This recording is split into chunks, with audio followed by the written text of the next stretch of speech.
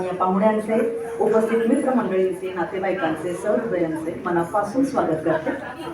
आज आपण माननीय ॲडव्होकेट श्री मनमोहन सूर्यकांत सोनकर यांच्या 75व्या म्हणजे अमृत महोत्सव वाढदिवसानिमित्त येथे भेटलेलो आहोत, त्यांचं अभिष्ट चिंतन करण्यासाठी।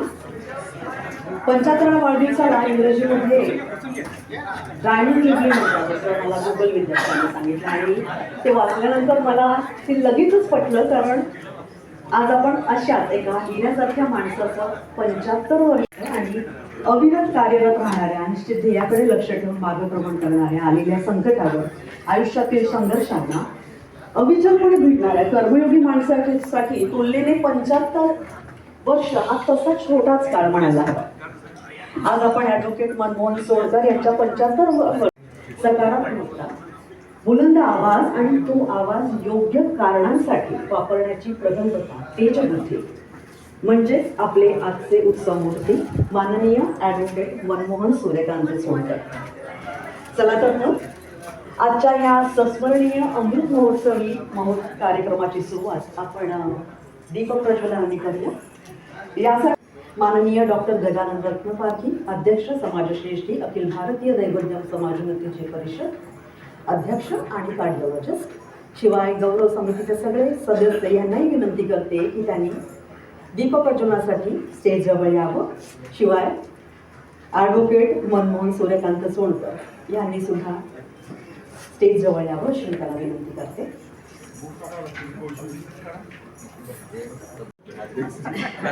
मध्ये या ना, कोणतं मध्ये या जरा असे ना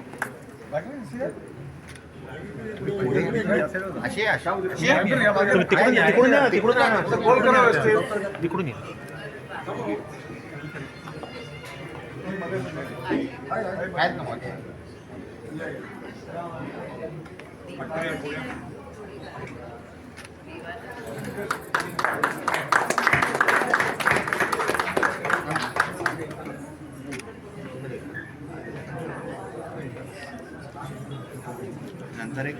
हो अरेंज करतोय।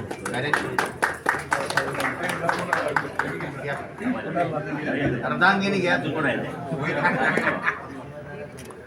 तुमच्यामुळे शक्य झालं। आता सगळे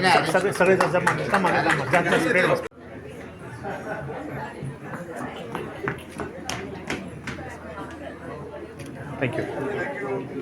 शुभेच्छांनी अविस्मरणीय होईलच, पण सगळ्या शुभ कार्याची सुरुवात आपण श्री गणरायाचं स्मरण करूनच करतो।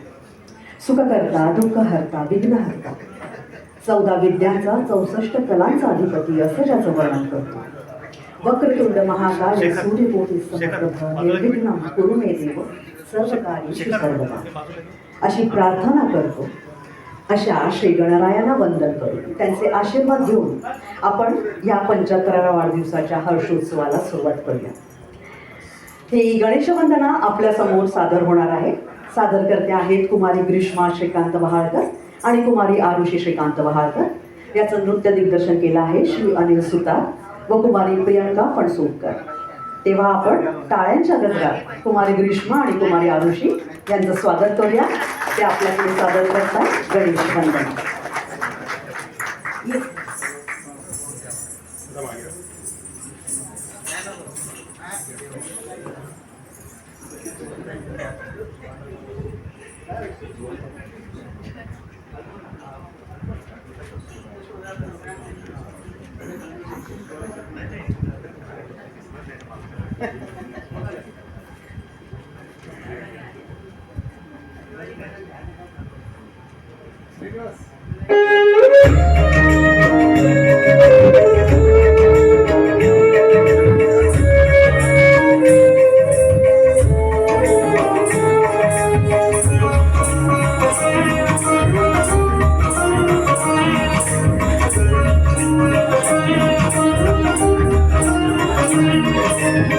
Oh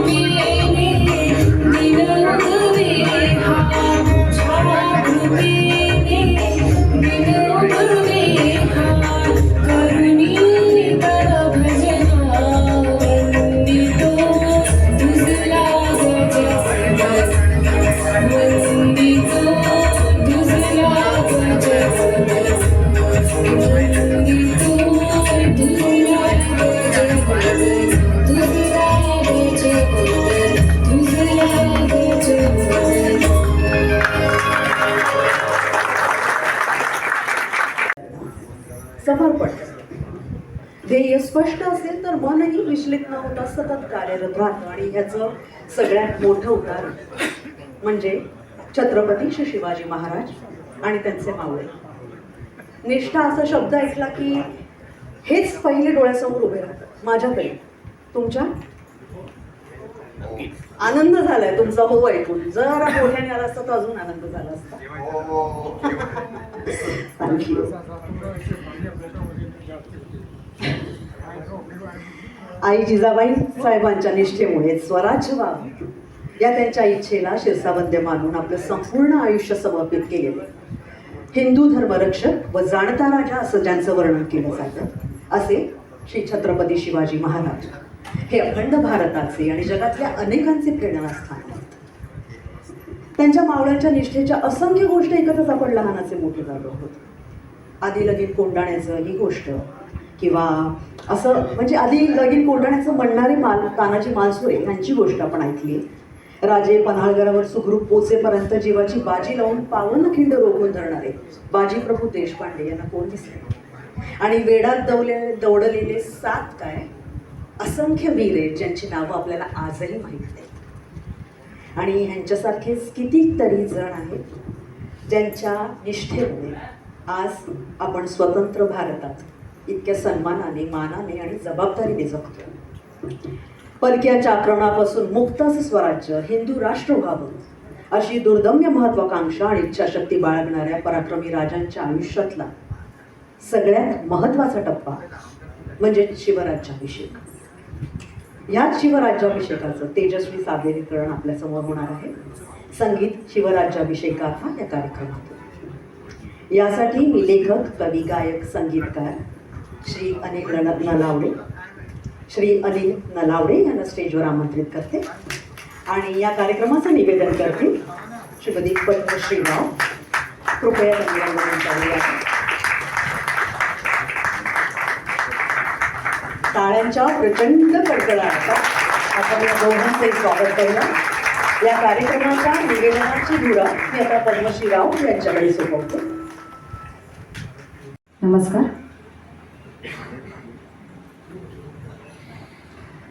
सर्वप्रथम आज आपण इथे सगळे एकत्र जमलो आहोत ते श्री मनमोहन सोनकर सर यांच्या 75 निमित्त एक सुंदर उपक्रम.